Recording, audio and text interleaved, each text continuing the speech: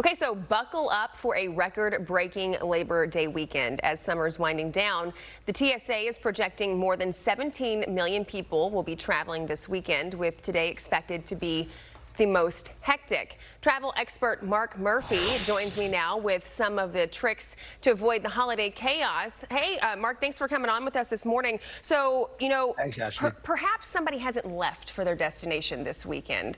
Mm-hmm. Is it going to cause them severe issues if they're traveling now or maybe tomorrow?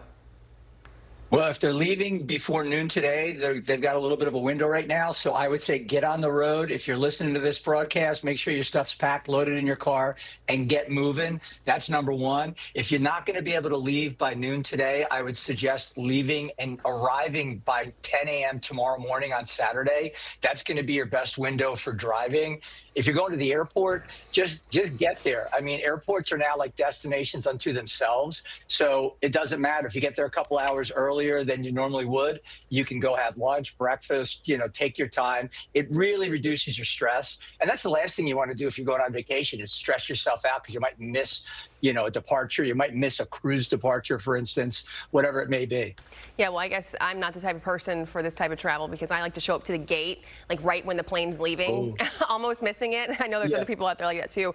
But as far as like expediting your time at the airport, are there any things that you can do to maybe make it quicker so you don't have to wait in so many lines?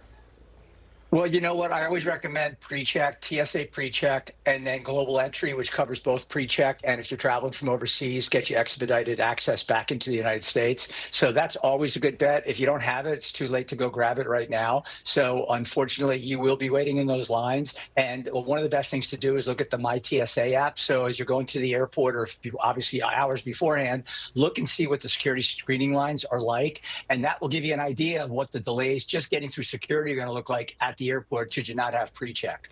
Yeah, and just a reminder, bring your cell phone charger with you in your carry-on bag, so in case your phone dies, you can charge it, so you have those apps.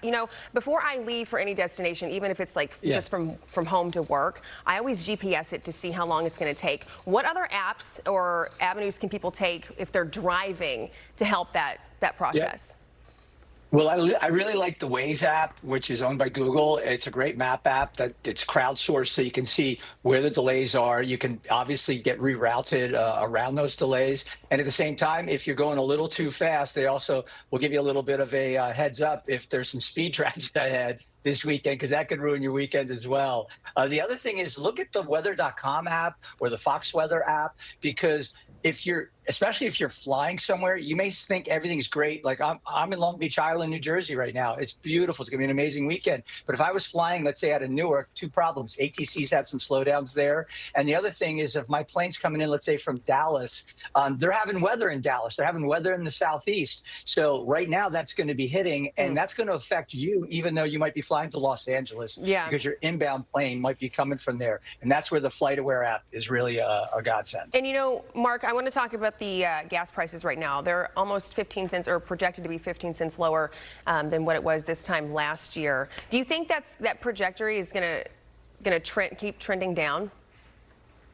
It appears so. You never know with the oil and gas markets because of the futures contracts and how that plays out. But right now we're seeing that oil's staying down, in that $70 range, and that's really helping gas prices. So it's going to be a supply and demand issue. I think you'll see it continue to drop through the fall because we'll get through the busy travel time in terms of summer travel. So I think that trend will continue, but there's no crystal ball out there. If demand picks up because of the economy, then you're going to see maybe an uptick on the cost of fuel overall, not just gas prices. You mean you can't predict the future for us today? I was really hoping for that. Well, I was going to pull a rabbit out of a hat, but I forgot my hat. For my next trick. Okay, travel expert Mark Murphy, thank you. Appreciate it.